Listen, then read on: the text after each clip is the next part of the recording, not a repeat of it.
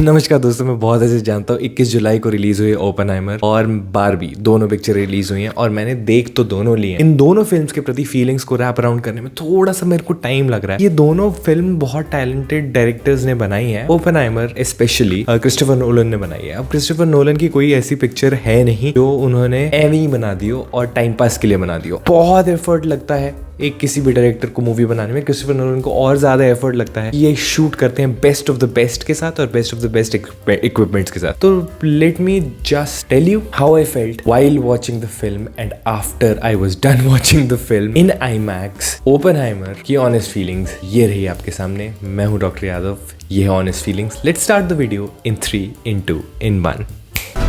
Will ensure a peace mankind has never seen.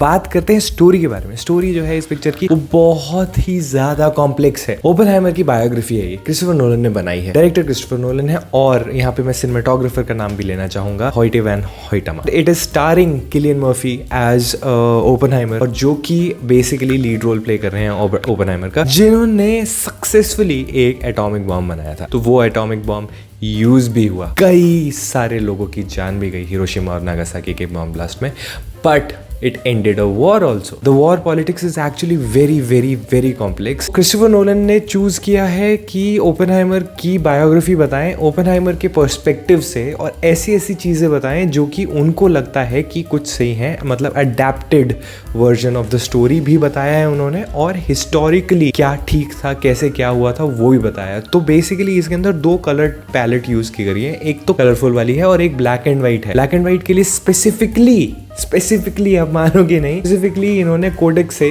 बात किया और उनसे एक special cameras, basically camera film develop कराई है। उन आईमैक्स कैमरा से ये फुल फ्रेम में 65mm और 70mm में दोनों में आई थिंक इन्होंने शूट किया है। ब्लैक एंड व्हाइट और कलर्ड दोनों में शूट किया है। ब्लैक एंड व्हाइट वाला क्यों है? ब्लैक एंड व्हाइट वाला बेसिकली उसका टाइटल जो है वो फ्यूजन है, और फ्यूजन टाइटल रखने का मतलब तो देखो अब नोलन साहब ही समझा पाएंगे और मुझे भी बहुत पढ़ना पड़ेगा, बट जहां तक मुझे समझ आया है ये पिक्चर के अंदर जो black and white colour use किया गया है वो इसीलिए किया गया है कि वो हिस्टोरिकली करेक्ट और फैक्ट्स स्टेट करे जा रहे हैं, और वो बहुत ही ऑब्जेक्टिव व्यू है बेसिकली स्टोरी का। उसका मतलब ये नहीं है कि उसमें पास्ट की चीजें दिखा रखी हैं, ऐसा कुछ नहीं है। टाइम से रिलेटेड कुछ भी नहीं है, पुराना कुछ नहीं है ब्लैक एंड व्हाइट में। ब्लैक एंड व्हाइट में वो सारा है हिस्टोरिकली करेक्ट है और ऑब्जेक्टिव है। जबकि जो कलर्ड पोर्शन है, जहां पे डायरेक्टर बहुत ज्यादा क्रिएटिव लिबर्टी ले सकता है, अडेप्टेड वर्जन है, वो फर्स्ट पर्सन पर्सपेक्टिव से स्क्रीन प्ले जो है वो ओपनहाइमर की तरफ से लिखा गया है। कैसे इंसान होंगे, कैसे वो चीजों को प्रोसेस करते होंगे, उनकी पर्सनल लाइफ, उनकी लव लाइफ, उनकी पॉलिटिकल लाइफ, उनकी फिजिसिस्ट थे वो, तो उनकी वो वाली सारी लाइफ को दिखाया गया है कलरफुल कलर पैलेट के द्वारा।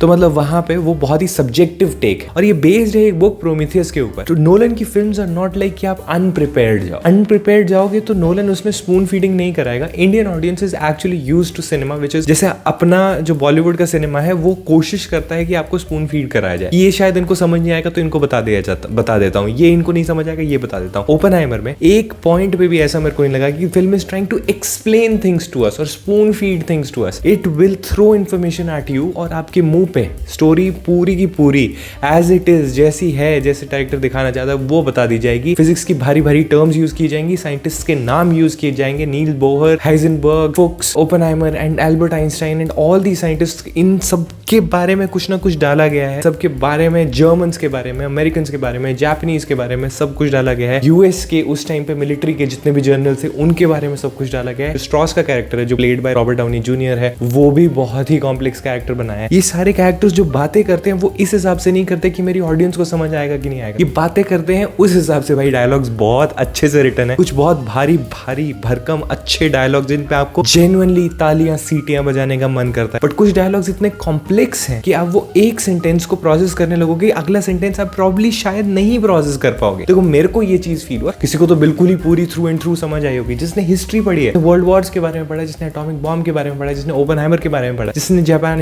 हिरोशिमा नागासाकी के बारे में पढ़ा है, उसको तो बहुत ज्यादा जेन्युइन इंटरेस्ट आएगा पिक्चर में। एक बायोग्राफी को आईमैक्स कैमरा से शूट करना और उसको ऑडियंस को प्रेजेंट करना is a big deal. It is game changing. Nolan की जो सिनेमेटोग्राफी है वो पहले जिस तरह की पिक्चरें बनाते थे, इंसेप्शन, इंटरस्टेलर, वो फिक्शनल वर्ल्ड में थी। डनकर्क में वो घुसे रियल वर्ल्ड के अंदर, टेनेट में वापस फिक्शनल में चले गए, बट फिर उसके बाद इसके अंदर जो रियल वर्ल्ड में यार एक स्टोरी को, बायोग्राफी जैसी स्टोरी को कितना इजीली आप दिखा सकते हो, राइट? इतने कम स्केल पे डॉक्यूमेंट्रीज कितनी सारी एग्जिस्ट करती हैं, बट एक क्रिटिकली एक्लेम्ड पिक्चर को एक मासी एंटरटेनर बना के बेचना इज अ बिग डील। आप देखना पिक्चर को, the film has been shot so beautifully. जितने भी क्लोजअप्स हैं अपने ओपेनहाइमर के वो बहुत बेहतरीन है। पिक्चर में बोला गया है कि सीजीआई बिल्कुल नहीं यूज किया है, तो सीजीआई यूज नहीं किया है तो बाकी वो सारी चीजें क्रिएट कैसे करी? वो एलिमेंट्स से क्रिएट करी। देयर आर सीन्स जिसके अंदर ना ओपेनहाइमर को विजन्स आ रही होती हैं, तो वो जितनी भी विजन्स उसको आती हैं वो सारी ऐसा लगता है कि सीजीआई से बनाई होंगी, but he has used actual elements like fire, like water to make those effects. Basically वो सारे इफेक्ट्स असली में बना रखे हैं, असली कुछ भी नहीं है पिक्चर में।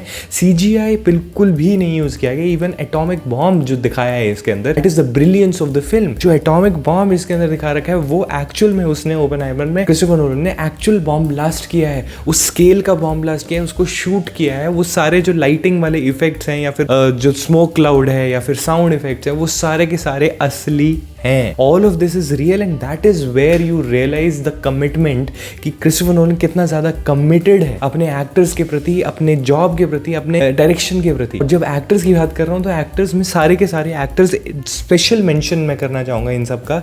ओपेनहाइमर के लिए Cillian Murphy, Robert Downey Junior as Strauss and Emily Blunt as Oppenheimer's wife. I think Catherine is her name and Kitty is her name. सब ने ग्राउंड ब्रेकिंग परफॉर्मेंसेस करी हैं। When you watch it you realize कि ये कोई normal लोग नहीं है, ये एक्चुअल में अपने आप को एम्बॉडी कर चुके हैं एज दीज कैरेक्टर्स। दिल के आर पार निकल जाने वाली performance. Robert Downey Junior Strauss is nailing it, specially ending में एमिली ब्लंट और रॉबर्ट डाउनी जूनियर की जो परफॉर्मेंसेस है वो शाइन करती हैं, वो पीक पे होती हैं। ऐसी ऐसी छोटी छोटी नुआंसेस इन लोगों ने पकड़ी है जो कि आप मतलब मैं शब्दों में ही नहीं बयां कर सकता। मैं देख रहा हूँ, मैं कुछ सीन्स देखो इतने ज्यादा भयानक और भयंकर हैं, स्पेशली जब आपको लगता है कि bomb blast is going to be the last thing in the film. सब बिल्कुल भी नहीं है। When the atomic bomb happens and उसके बाद जो आफ्टर इफेक्ट्स जो दुनिया को हुए थे, जो पूरे वर्ल्ड को हुए थे, व्हेन दे सेड कि शायद ये जो फियर जो डेवलप कराया जाता है शुरू में कि atomic bomb, atomic energy is very dangerous and this reaction could go uncontrolled and destroy the entire world. इस तरह की जब बातें की जाती हैं और फिर उसके बाद जो फर्स्ट एक्सपेरिमेंट किया जाता है, वो जो टेस्ट साइट होती है, ट्रिनिटी टेस्ट जब परफॉर्म किया जाता है मैनहट्टन प्रोजेक्ट के अंदर, वो बहुत ही ज्यादा डेंजरस और बहुत ही ग्रिपिंग सीन लगता है।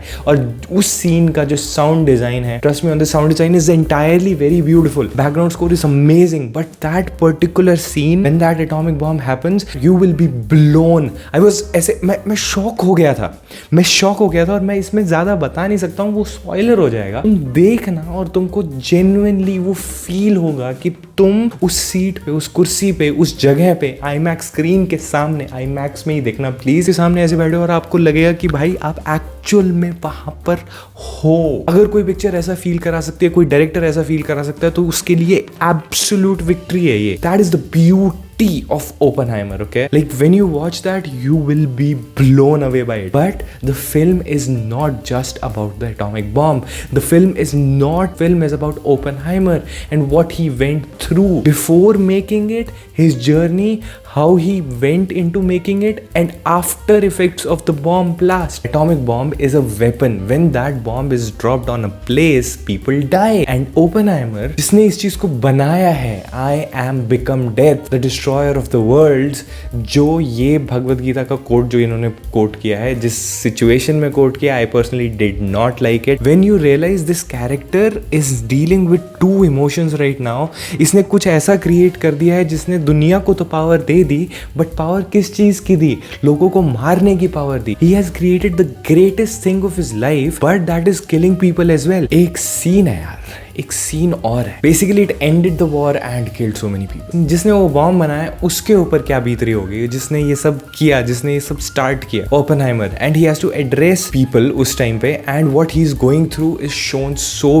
ब्यूटिफुली। एंड जब ये सारी चीजें, the cinematography, the sound, the direction, the acting, the everything comes together in that scene, और सब कुछ ऐसा लगता है कि इट्स वर्किंग लाइक क्लॉकवर्क। उस सीन में is saying something and feeling something else, is congratulating the crowd for creating the bomb and in his head a lot of things are going on. कैसे वो पूरा का पूरा scene एकदम से convert हो जाता है हॉरर मूवी के सीन में. Loved that scene. उस सीन से ऊपर तो कोई सीन ही नहीं है. और मैं देखने के लिए गया था तो मैं यही सीन देखने के लिए गया था, कैसे वो उस इंसान की मेंटल स्टेट को कैप्चर करते हैं. मैं उस हालत में हुई नहीं कि ये बताऊं कि ये सही था कि गलत था. मैं बस ये कह रहा हूं कि उस स्टेट को कैप्चर करना बहुत आसान नहीं होता है. उस मेंटल स्टेट को कैप्चर करना, उस साइकोलॉजिकल स्टेट को कैप्चर करना बहुत आसान नहीं होता, जो कि क्रिस्टोफर नोलन ने बहुत बखूबी बहुत अच्छे तरीके से किया है ओपेनहाइमर के अंदर. और जब वो कर ही रहे थे तो उन्होंने एक ऐसा सीन डाला है जिसके अंदर इनकी infidelity, basically his relationship with his wife has been shown very beautifully, very nicely, and how उनके सारी पर्सनल लाइफ बहुत अच्छे से दिखा रखी है. बट अब उसके अंदर इनफिडेलिटी जब इन्होंने दिखाया, फ्लोरेंस पग के कैरेक्टर के साथ इनकी रिलेशनशिप वो बहुत ही ज्यादा कंट्रोवर्शियल है एक तरह से. और उस चीज को भी इन्होंने बहुत अच्छे से दिखाने की कोशिश करी. 15 मिनट का एक ऐसा सीन था जिसके अंदर लव मेकिंग सीन है, जिसके अंदर ऑब्वियसली दोनों कैरेक्टर्स नेकेड हैं, दोनों कैरेक्टर्स ने कुछ भी नहीं पहना हुआ है. तो वो पूरा का पूरा सीन एज इट इज हटा दिया गया, क्रॉप कर दिया गया, ब्लैक बार लगा दी गई, ब्लैक पूरा का पूरा उसके ऊपर सिलुएट लगा के कवर कर दिया उसको. तो अगर बॉडी को कवर करना ही, उस सीन का बहुत ज्यादा इंपॉर्टेंस है फिल्म के अंदर साइकोलॉजी, कैरेक्टर की साइकोलॉजी को समझने के लिए और मेंटल स्टेट को समझने के लिए. He basically regrets a lot of decisions in his life, जिसमें से एक डिसीजन वो भी हो सकता है. और उस सीन को अगर आप दिखाओगे नहीं तो सेंसर बोर्ड भाई साहब आपका क्या काम है. डायरेक्टर की जो विजन थी, जो क्रिएटिव लिबर्टी उसने ली थी, जो चीजें दिखाई थी उसने, वही आपने हम तक नहीं पहुंचने दी. भाई एडल्ट सर्टिफिकेट लगाओ और उन चीजों को अलाउ करो और ऑडियंस को डिसाइड करने दो कि उनको कैसा ओपिनियन फॉर्म करना है उसके प्रति. ये मेरे को खराब चीज लगी. और दूसरी खराब चीज ये लगी कि इसके अंदर रिलीजियस टेक्स्ट यानी भगवत गीता के अंदर से कुछ लाइंस पढ़ी गई इसी सीन के अंदर. वो चीज मुझे पर्सनली बहुत खटकी कि इसको ऐसे शायद नहीं दिखाना चाहिए था. और उस ओपिनियन को डेवलप करने के लिए भी मुझे वो सीन देखना जरूरी था. उस सीन को उस तरह से देखना जरूरी था, पूरे कॉन्टेक्स्ट के साथ देखना जरूरी था. अब मैं उस पर ओपिनियन डेवलप ही नहीं कर पाऊंगा क्योंकि वो पूरा कॉन्टेक्स्ट मेरे को मिला ही नहीं. वो 15 मिनट मुझे देखने को ही नहीं मिली. मेरे को अगर कॉन्टेक्स्ट पता होता पूरे उस सीन का, शायद मैं उसको और अच्छे से बेहतर जज कर पाता. बट जितना मुझे दिखाया गया उस हिसाब से मुझे वो अच्छा नहीं लगा. और जिस तरह से दिखाया गया उसमें तो गुस्सा ज्यादा आया, अच्छा कम लगा. और मेरे को इतनी बड़े स्केल की इतनी बढ़िया पिक्चर को देखना इस तरह से बिल्कुल भी नहीं पसंद है. दूसरी चीज जो मुझे पसंद नहीं है, जो कि ऐसा लगता है मुझे कि बेहतर हो सकती थी, वो है third act of the film, जिसके अंदर कोर्ट रूम ड्रामा स्टार्ट हो जाता है after the Hiroshima Nagasaki bombings. And when that happened तो कैरेक्टर को डिसेक्ट करने का और मौका तो मिलता ही है, and whatever he went through वो भी देखने का और मौका मिलता है. बट उस सीन में इंफॉर्मेशन ओवरलोड ज्यादा हो गया. उस सीन में ऐसी ऐसी टर्म्स यूज करी गई जो शायद मैं नहीं कॉमन लाइफ में यूज करता और इंडिया में नहीं यूज की जाती है, या की भी जाती है तो मैंने नहीं सुनी है. और these are very complex situations where it was very difficult and boring to follow all of that. तो वो पोर्शन बीच में बहुत स्लो गया, तो उसके बाद पिक्चर पिकअप कर लेती है तो वो बहुत अच्छा लगता है. तो ये मेरी प्रॉब्लम थी. एंड इन्फॉर्मेशन ओवरलोड की प्रॉब्लम तो है ही नोलन की फिल्म्स के साथ कि वो जो डायलॉग्स जो लिखे जाते हैं, जिस तरह से लिखे जाते हैं, उसमें बहुत ज्यादा इन्फॉर्मेशन होती है. अगर आपको देखना है, अगर एंजॉय करना है तो पढ़ के जाना पड़ेगा, होमवर्क करके जाना पड़ेगा. अब वो होमवर्क करने वाला पार्ट मुझे इसीलिए नहीं पसंद है कि हम पिक्चर को एंजॉय करने के लिए जाते हैं. मैं अननेसेसरी स्ट्रेस नहीं लेना चाहता कि मुझे पसंद आएगी कि नहीं आएगी, और अगर मुझे पसंद नहीं आई तो लोग मुझे जज करेंगे. This is an actual problem with the film. अगर आप बारबी देखने के लिए जा रहे हो तो आप क्यों कोई मेरे को जज करे, मेरे को बारबी देखना या मूवी, ये these are just movies in the end. ऐसा क्या हो गया कि अगर ओपेनहाइमर देख रहा है तो ओपेनहाइमर वाला लड़का बारबी देखने के लिए नहीं जा सकता है, या फिर कोई लड़की ओपेनहाइमर देखने के लिए नहीं जा सकती है. When did this become a male female thing कि मेल्स ओपेनहाइमर देखने के लिए जाएंगे बारबी? ये चीज मुझे नहीं पसंद आई. ये नैरेटिव जो सेट हो गया ड्यूरिंग द प्रमोशंस, ये मुझे नहीं पसंद आया. वो पर्सनल टेक है, वो मूवी मेकर्स ने नहीं किया, मूवी से रिलेटेड भी नहीं है. ये लोगों की साइकोलॉजी ऐसे वर्क करती है कि ये लड़के के लिए है, ये लड़कियों के लिए है, विच इज वियर्ड. मैं दोनों पिक्चरें सेम डे पे देख के आया हूँ भाई. मेरे को तो ऐसा नहीं फील हुआ. And nothing is changed inside me, on me. मेरा शरीर वही है, मेरे इमोशंस वही है, और मैं पूरा का पूरा वैसा ही हूँ. जो आपकी चॉइस है वो आपकी चॉइस है, और आपको अच्छा लगेगा चाहे कोई भी पिक्चर देखो. बस मुझे ये लगा कि मेरे को ऐसा नहीं लगना चाहिए कि यार मेरे को होमवर्क करके जाना पड़ेगा इस पिक्चर को देखने के लिए. बट क्रिस्टोफर नोलन की पिक्चर एक्चुअली काफी ज्यादा इंटेंस और इंटेंसिव होती हैं। There is one more thing about Christopher Nolan, जो कि इनका जो टाइम से एसोसिएशन है, इंसेप्शन, इंटरस्टेलर, टेनेट, इन तीनों में टाइम को बहुत अच्छे तरीके से यूज किया गया। तो मुझे यूं लगा था कि इस पिक्चर के अंदर भी टाइम को उसी तरह से यूज किया जाएगा। It keeps going back and forth between so many moments of Oppenheimer's life, but still it is simpler film. और बायोग्राफी में कितना कुछ ऐड करोगे, मुझे ऐसा लगा था कि क्रिस्टोफर नोलन मैजिकली कुछ ऐसा टाइम रिलेटेड ऐड कर देगा जो कि इन्होंने एक्चुअल में किया है, बट वो आप पिक्चर देखोगे तो समझ आएगा। टाइम बेसिकली उस तरह से यूज किया गया है कि ट्रिनिटी टेस्ट था, ट्रिनिटी टेस्ट के अंदर जैसे साउंड को यूज किया उस सीन में और ओपेनहाइमर की लाइफ में बहुत ज्यादा पैरेलल्स ड्रॉ किए गए। ओपेनहाइमर कैसे अपने आप को बुरा इंसान समझ के खुद को पनिश करने के लिए he allowed the government to punish him, basically he thinks कि ही डिजर्व्स दिस। जो उनके साथ बुरी चीजें होती हैं हिरोशिमा नागासाकी बॉम्बिंग्स के बाद, वो अनएथिकल भी होती हैं और वो इमोशनल भी हैं काफी, और वो ऐसा लगता है कि ओपेनहाइमर खुद को पनिश कर रहे हैं। एंड उन सीन्स में एमिली ब्लंट की performance as his wife is brilliant, and Robert Downey Junior की परफॉर्मेंस एंड में जो रेवलेशन होता है उस टाइम पे इट इज अमेजिंग। एंड एक स्पेशल मेंशन रामी मालिक के लिए करना चाहूंगा, उनका एक डायलॉग है पिक्चर में, उसके बाद भी he is shining. The film is great. अगर आपको इसको एक्सपीरियंस करना है तो आईमैक्स में ही एक्सपीरियंस करना पड़ेगा, और अगर दिल्ली में रहते हो तो मैं सिंपली सजेस्ट करूंगा आप इन थिएटर्स में से कोई भी आईमैक्स थिएटर चूज कर लो। बट अगर यूं सोचना है कि बेस्ट साउंड क्वालिटी और बेस्ट विजुअल क्वालिटी मिले तो सिलेक्ट सिटी में चले जाना, सबसे बड़ी स्क्रीन में जाना है तो नोएडा में चले जाना, नोएडा लॉजिक्स में चले जाना, और वेगस द्वारका में चले जाना। मतलब ये सारे मैंने आपको बता दिया कि कौन सी स्क्रीन में आप देख सकते हो। मैंने पर्सनली सिलेक्ट सिटी में देखी थी, उसका रील भी मैंने बनाया, वो मेरे चैनल पे, वो आप देख सकते हो। आईमैक्स में नहीं देखेंगे तो वैसे देखना, तो मुझे पर्सनली लगता है कि आप इसके स्केल को और आप इसको उतने अच्छी तरह से अप्रिशिएट नहीं कर पाओगे। दिस इज वन ऑफ दो फिल्म, मैं कोई भी पिक्चर के लिए बोल देता कि इसको वहां देख लो तो अच्छी लग जाएगी, वैसी ही लगेगी, पर ऐसा नहीं है। ये फिल्म आपको आईमैक्स में ही देखनी पड़ेगी अगर आप चाहते हो कि आपको अच्छी लगे। तो अगर आप चाहते हो कि आपको सिर्फ फिल्म देखनी है तो आप कहीं पे भी देख सकते हो। आई थिंक कि ये पहली बार हो रहा है कि इतनी ज्यादा आईमैक्स फुटेज किसी भी फिल्म में आई हो, तो उसको देखना, उसको एक्सपीरियंस करना ऑब्लिगेशन जैसा फील हो सकता है, बट आपको जब टाइम मिले, जब सस्ती हो जाए टिकट्स, तब देख लेना, बिकॉज इट्स ओके। कभी भी देख सकते हो, जब मन चाहे देख सकते हो। अगर मेरे को वीडियो नहीं बनानी होती तो मैं भी शायद नहीं देखता, एक्चुअली देखता। इसी के साथ करते इस वीडियो खत्म। ख्याल रखो अपना, ख्याल रखो अपने परिवार वालों का। अगर वीडियो पसंद आया तो लाइक करते हो जाना, वीडियो बहुत ज्यादा पसंद आया तो सब्सक्राइब कर दो यार। Bye bye, take care, see you in the next, piece.